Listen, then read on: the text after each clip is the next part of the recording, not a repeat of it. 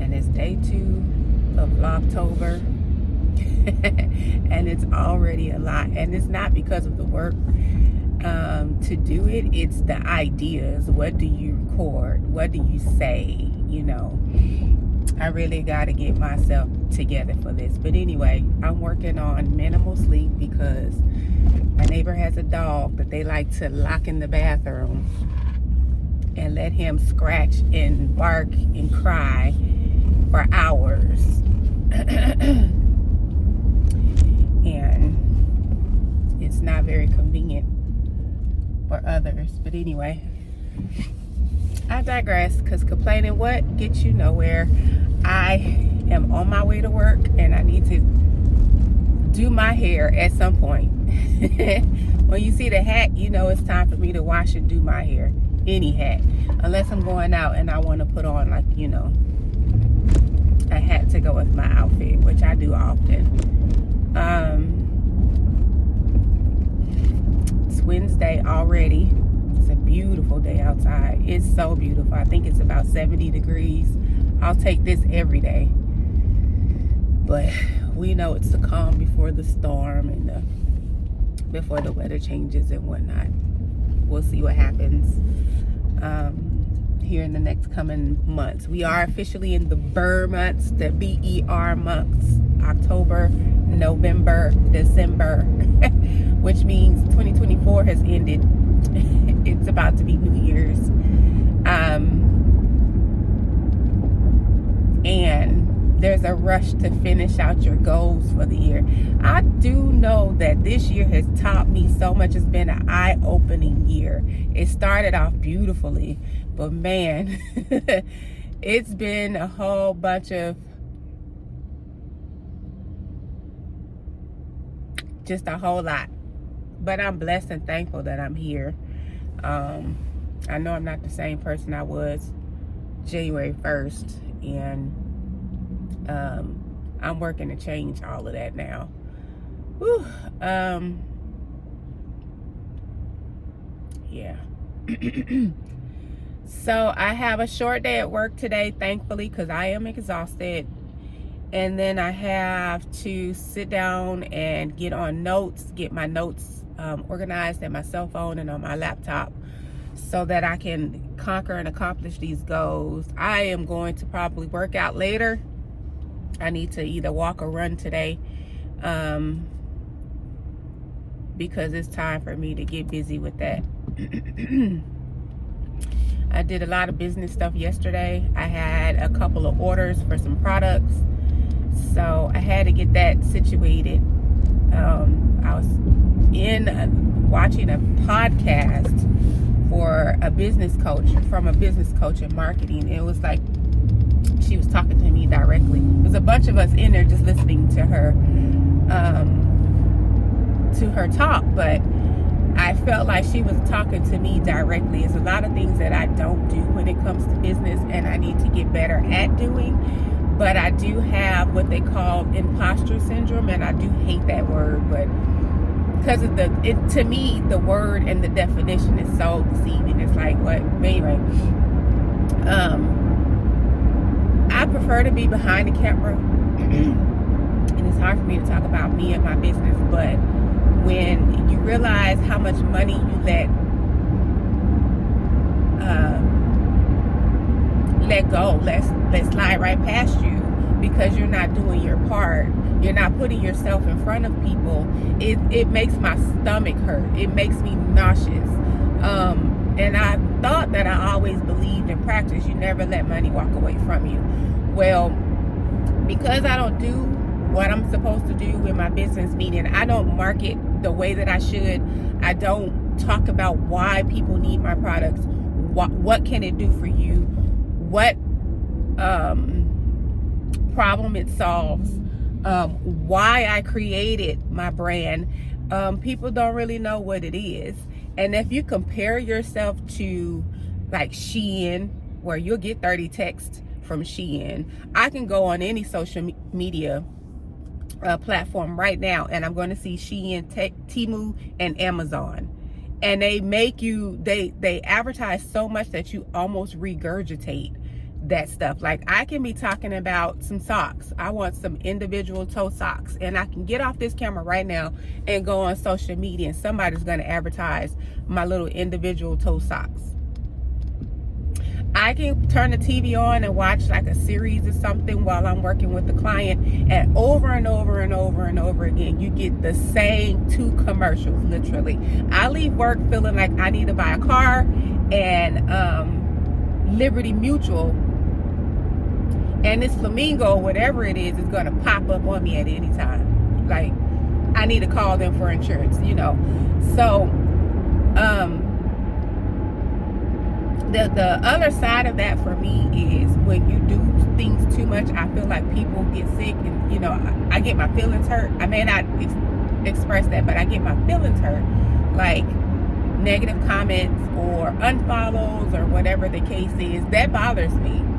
That bothers me because I want to know the why. I don't care that they did it, but I want to know the why. Like, let's have a conversation about that.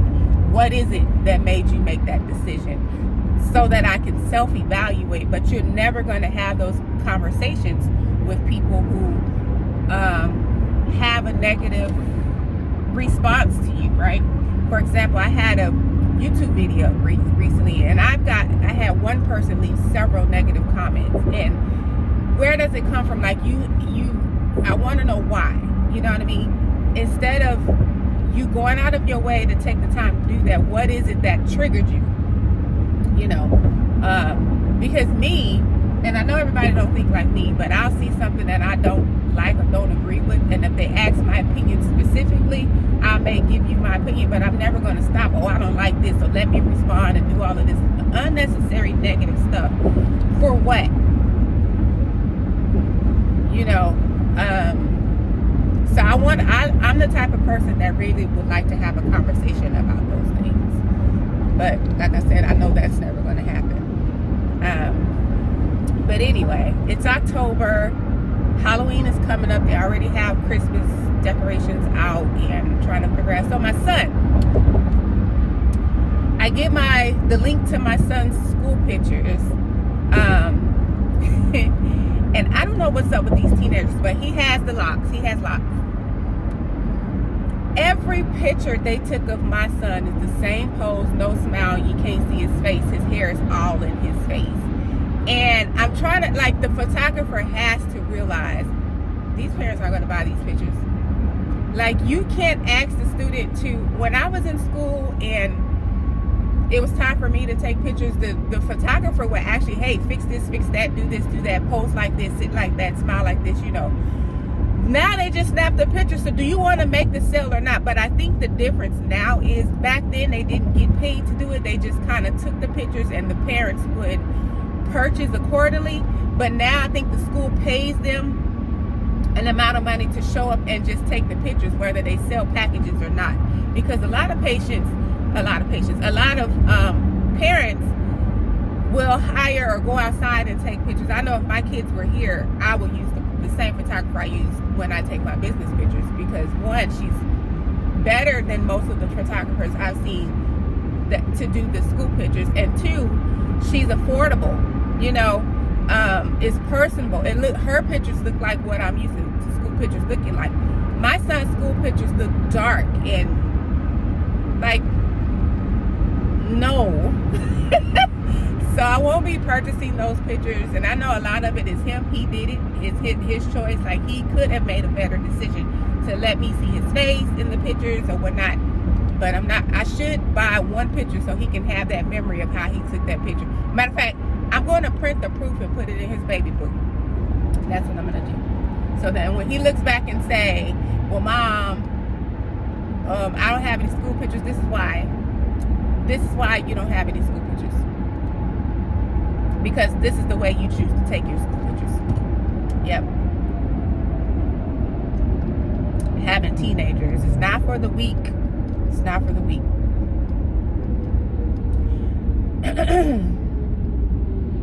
But this is my last biological child in high school.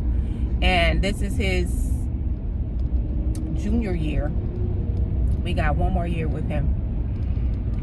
And next year, I'm going to take it easy this year, because next year is going to be a doozy with senior activities, and he is very social. My other two children were not that social. They weren't. They kind of stayed to themselves. They just weren't that social. But this one is a part of everything. He's always going somewhere. He's always into something. He plays band. He runs track. Like, he's busy, and I love that for him. I love that he's so, and now he's working. He has a job. I absolutely love that for him. I love that about him. His father is very social. So, you know, I don't mind, as long as he's doing his part. I don't mind, you know, supporting him and, you know, being social and really enjoying these years of his life. That's what they're for, right? My high school years was different. Like, I had to do a lot of babysitting. I'm the oldest of 4 girls. I have 3 little sisters, and I was always babysitting, always doing something. Mama worked a lot. I was always doing something in my high school years. I was always doing something for the house.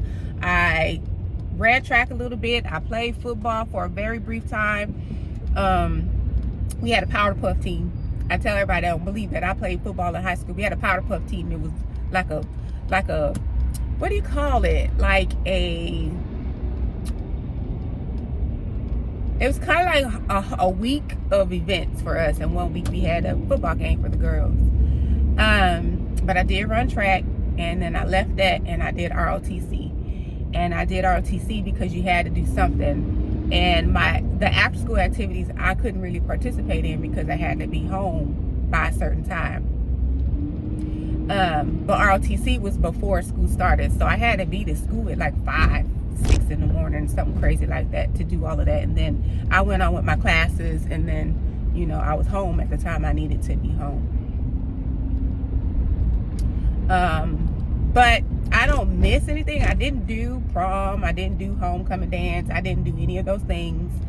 I wasn't popular. I stayed to myself for the most part. Like, the basketball team kept trying to recruit me because I'm tall, but I'm not a basketball girl. I'm just not a basketball girl. Then cheer wanted me because not only am I tall, but I was slim at that time. I was very, very skinny, but that just wasn't my thing. So I didn't do that, and I couldn't anyway because it required time that I just didn't have. So I did what I could, and then I went to what we called it, what did we call it? I went to school part-time and got my degree that way. And in the summertime, I went to summer school for half a day, and then I went to a job for half a day. So I got paid in the summer to go to school and to go to work. And I had an office job. It was pretty cool. It was through I don't remember the name of the program, but it was in Long Beach, California. And it wasn't hard to get into the program. Some of the kids went to Habitat for Humanity, so some of the students were building houses. I thought that was absolutely cool, even though they were out in the sun or whatever. But I just thought that was cool that you're in high school and you can look back and say, I helped build whatever house, you know. But it wasn't for me at that time. So I went and got I took a little office job, and I made copies all day. Yeah, and then after that, I went to several colleges, you know, to see what I wanted to do. But then I finally ended up in an online university with a degree in business and human resources. But I went for accounting. I went to paralegal program thinking I was going to go pre-law. I didn't like any of that stuff. I didn't like it at all. I mean, I love the law factor, but I ended up business management because later in life I had a job where they asked me to just go ahead and finish my degree, and it was one of those things where I didn't have to do a lot to leave work to finish the degree. It worked out in my favor. Yep, I was working in pharmaceuticals, research and development out in Illinois, and my supervisors was like, you got a lot of time on your hands, you know, you're a big help, but be productive, go ahead and get your degree. We support that, you know. And I did. I'm very appreciative of them for that. They were very supportive of me in everything that I did. I remember when I bought my house in Illinois, and they came with all of these gifts for me. I remember when I had my baby, and they put me in the newspaper. My last son, the son that took the pictures with no face, they had me in the newspaper. They made this beautiful quilt with his name and date of birth on it and got that to me. I actually loved that job. It was so fun because I love science.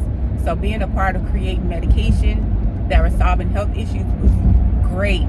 But the hard part was the people who were in our trials, Lisa Thomas, and you know, I'm just making up names here. They were no longer Lisa Thomas or Greg Silver, or you know, they were no longer these people. They were patient number 1, 2, 3, 4, 5, 6, 7, 8, 9, 10, XYZ, you know, and they would have all these issues and call in, and it was wearing on me that, you know, we couldn't even treat you like a human. You were just a part of a case study.